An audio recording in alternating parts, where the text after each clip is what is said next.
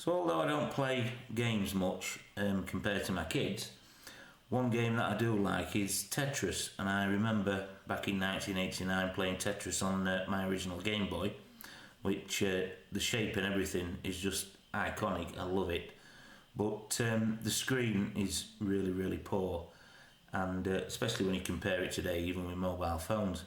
So I had a look around the internet, and somebody had squeezed a Game Boy Advance into the case of an original Game Boy, but unfortunately he never did a tutorial on how to do it. He just put a couple of pictures up and that's it.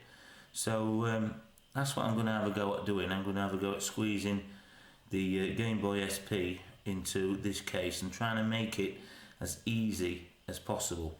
So one of the first things I did, I want to use the original PCB for the switches to house the SP into the original Game Boy. Now what I've done, I've cut along like this, and I've cut this piece of PCB off because we don't want that anymore. And here we've got the original pressure switches on here. Now I don't particularly like these kind of switches. I've done some upgrades to things like Atari joysticks before, and I prefer a tactile switch. Now originally, on looking at the pictures on the guy who originally uploaded this in 2010, I think he seems to have scraped off the solder mask from these traces and possibly soldered directly onto the traces and then led the wires out behind.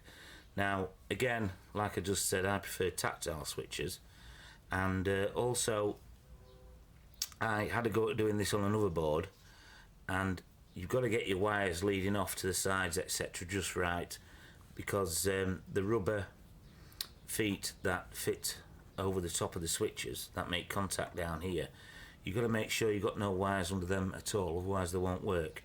So what I'm going to do, I'm going to drill a hole through the centre of each switch, and then underneath I'm going to attach a tactile switch. Now these tactile switches that I'm using, I got these off eBay. I got 20 or 30 of them for a couple of £. They're slightly more heavy duty than the normal tactile switches, and these tactile switches, the inner rods on them are not high enough to go through and then make contact because the PCB is too thick. So you will need some with say a 5mm rise, and then cut them down to the size you're going to need and make them flush with the actual PCB. Okay, so here we've drilled a hole through one of the centre of one of the touch pads, and I used a smaller drill first, and then I used a 6mm drill bit to make the hole a little bit bigger. And what we're going to do is use some hot glue and attach the tactile switch underneath, and then we're going to sand this down using a Dremel tool to make it flush with the actual PCB board. So here's the PCB. I've got all the switches in place now, and as you can see, I've ground these down flush level with the PCB. So then hopefully, this is the rubber pad that goes under the switches. This is for the joystick, and what happens is those little black circles push out. This rubber works like a spring, and it will make contact with these. For the select switches here in the start switch, I've used some smaller tactile switches with the longer rods on the end. I think these are 5mm. I haven't ground these down yet because I'm not sure how long I want these, because normally you've got 2 switches here for each of the options, and I'm just hoping to get away with using 1. So if I make them a little bit higher than these, say, should be quite easy to make contact, because the start and select are just a rubber switch, which is a little bit more flimsy. So here it is. I've attached it to the casing, and like I said previously, I'm able to use all the original mounting screws here, so it's nice and solid, it's not going anywhere. Much better than trying to glue it in place, because we turn it over and you should be able to hear switches. So you put a lot of pressure down on here, especially when you're playing a game. So using the original screws here is a lot better. And here you can see all the switches are hot glued in place, and these give me some nice soldering points to attach these switches to the Game Boy Advance PCB switches. So I've gone ahead and modified the front cover to take the bigger screen, and what I've done, I've just used a Dremel tool to cut around this groove here, as you can see here, to widen it a little bit more to take the Game Boy Advance screen. I want to try and keep all this logo here underneath, just to give it some, well, an authentic retro look. So what I've gone ahead and done, I've connected up the original volume wheel here, control for the Game Boy, so that'll fit in its original place in the Game Boy, and I've connected up to the volume control on the Game Boy Advance, and I've already tested it, that's working well. Same with the power connector. I've extended it out and just tacked it in to the original switch here, and that's also working. These two switches here are the side paddle switches, and I've extended these out because I'm not quite sure where I'm going to put those yet. I haven't done anything with the switches yet. All I've done so far is just tin them up with a little bit of solder ready, so that's where I'm at so far. So to desolder this, you've got your two anchor points here, and they're easy to desolder. I just got a little flathead screwdriver underneath, and when I applied my soldering iron, I just used a little bit of pressure to push up, and it released both of those. Now, where the cartridge connector's connected up to the PCB, you've got all these pins here, and I did think about desoldering each of these pins, but I don't want to end up applying too much heat and then wrecking one of the solder pads, for instance, because it's quite delicate. So what I've decided to do, I'm going to cut along there with a little cutting wheel on my Dremel, and then that way I still have plenty of pin here to solder onto, and some nice solder pads here to connect that up. So that's what I'm going to do with that. So what I'm doing now, I'm soldering all the extension wires on for the cartridge connector, and what I did, like I said before, I cut them rather than trying to desolder them. But be very careful, do it, really take your time, because the heat from the cutting wheel can actually tear the pads off. So just make sure that you keep moving it around and stopping and let it cool down a little bit in between. Just really take your time. Now all I've done with these little solder pads here, I've cleaned them with some alcohol and let them dry, and I haven't put any tin on them whatsoever, and I'm finding I'm not needing to. So I've pre-cut 30 wires. I cut them at 10mm long, and that should be long enough to extend the cartridge connector to where I want it. And I've put a little bit of tin on the end of these wires, and that, with the little bit of solder that's on the end of my soldering iron, is enough to connect the wires up. And then apply a little bit of heat.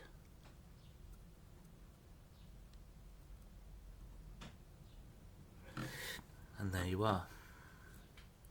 And what I'm going to do when I get all these up, I'll get them all connected up. I'll put some hot glue underneath and on top to add a little bit of strain relief so we're not yanking them out. So I've got all the wires now soldered on to the solder pads for the cartridge slot, and what I've done, I've alternated the colours to make it a little bit easier for me to solder on to the cartridge connector. Now I've used quite a flexible multi-core wire. I was going to use a ribbon cable, but I thought it'll give me a little bit more flexibility when I'm trying to fit it into the case. If you look at the connector at the minute, it just fits in quite snugly just there, and there's like two little plastic tabs here and here that just fits nicely, and it sits on there. So a little bit of, when I've got it all soldered up and everything, a little bit of epoxy glue, because epoxy's a little bit stronger than your actual glue gun. I don't think that was going to be strong enough over time, putting the cartridge in and out. It should just sit quite nicely there. Now, at the moment I've got an original Game Boy game in here, and of course that fits quite nicely in there, but here's a Game Boy Advance game. Now obviously I'm going to have to modify the back here a little bit to accept that cartridge. These newer connectors have got like a lip on the ends, and at the moment they don't go in. So what I'm going to do, I'm going to get the Dremel tool and work away on this. I've modified the back so we can now fit the newer, smaller cartridges into the connector there. I ground down and sanded the sides a little bit. I just went through here, so I'm going to fill that with something later on, but they fit in now, no problem at all. I've also chopped out the battery holder from the Game Boy Advance, and it just fits in nicely inside the older Game Boy battery compartment here.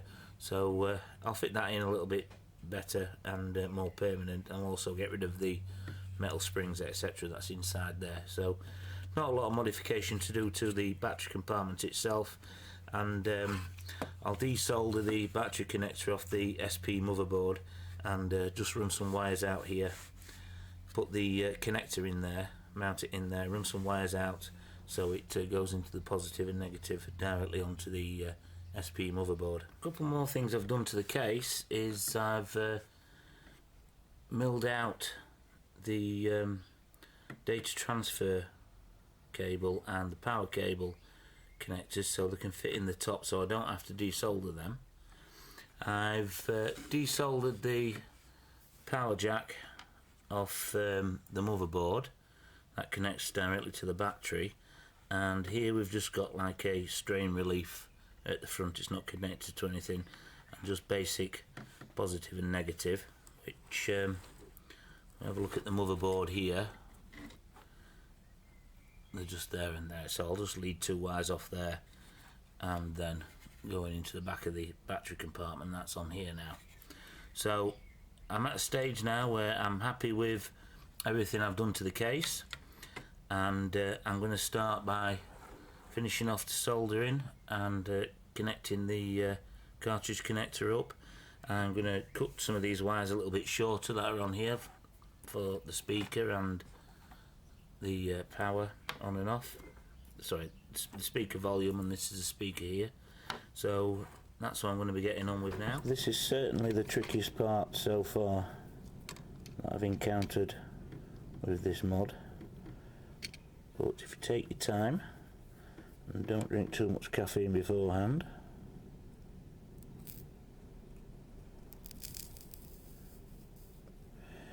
certainly doable. I just want to show you the power switch. Now this power switch has got 4 solder points here. We've got it numbered 1, C2, C1 and 2, but the original power switch here, if you just solder up on those 2 points there and solder those wires to pin 1 and pin 2, leave C2 and C1 alone and keep the switch in off mode, you should be able to see this now. I'm going to switch this switch on here. Game Boy power's on.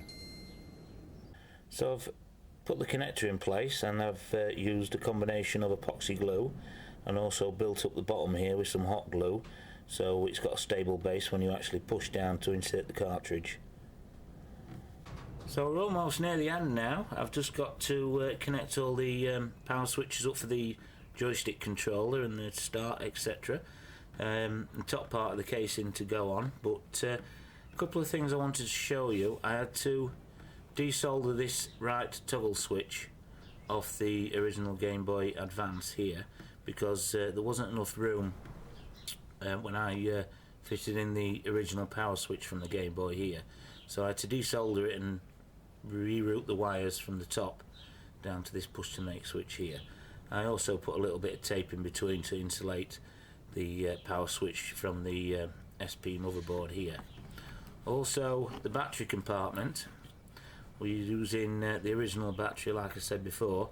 I had to route out a little notch in there in order to fit the power connectors up for the plus and minus on the battery, but it still fits in really nicely in there, so we can put a little bit of sponge on the back of this, I think, or put the original lid on there and screw it down to hold the battery in place, but that fits in rather nicely there. So I've got all the wires connected up now to the joysticks and the joypad on the SP motherboard. One thing that I didn't foresee was that the extra height that you get with these tactile switches, I had to cut away the back of the original battery box, this here. So that's something to bear in mind if you're thinking of doing this. But other than that, it's come together quite easily. Now I've just got to put the screen in and fasten it down to this part of the Game Boy, and we should be set to go. To get the screen to fit in the Game Boy, what we're going to have to do is modify the screen slightly. Now what you have to do is peel back and remove the foam from here, and be really careful that you don't damage this ribbon at all. And I believe this here is for the backlight, so really careful.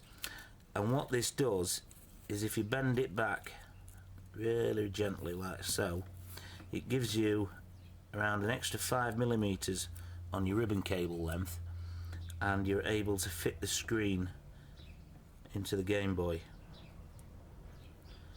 If you don't do that, you're not going to be able to fit it in properly. The cover for the LCD doesn't quite fit the new width of the Game Boy Advanced LCD, so I did try to remove that grey paint that's around the sides, and although I used some nail varnish remover, it's still scuffed and tapped the plastic a little bit. So what I decided to do was get an old CD cover, well, a new CD cover with no scratches on, and I clamped it down on top, and then I took my craft knife and just kept scoring round the edge bit by bit until I'd cut it out, and then I masked it off and sprayed on some new black. So that's the new LCD cover now. It's just a nice finishing touch. So I hope you found that useful, and possibly go out there and have a go at doing it yourself. And by all means, if you do something a little bit different and find it a little bit easier to do than what I did in the video, then drop me a comment and let me know, because I probably will have another go at doing this, because there are a few things I did that I would change, i.e. the battery case, and probably seat the screen some other way, but other than that, it's turned out quite well. And please, if you enjoyed it, give it a big thumbs up, and don't forget to subscribe if you want to see more videos like this, and I'll catch you next time.